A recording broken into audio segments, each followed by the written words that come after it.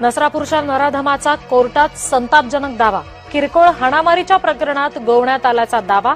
बचावासाठी आरोपी भीमराव कांबळेचा न्यायालयात दावा. कोणत्याही राजकारण्यांनी आम्हाला भेटू नये. नसरापुरातील पीडित मुलीच्या वडिलांची मागणी. नराधमाला फाशी होईपर्यंत भेटू नका, न्याय द्या, स्पष्ट केली भूमिका.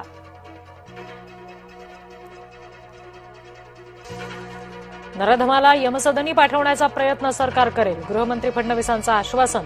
प्रकरण लवकर मार्गी लावणार असल्याची सुद्धा दिली माहिती.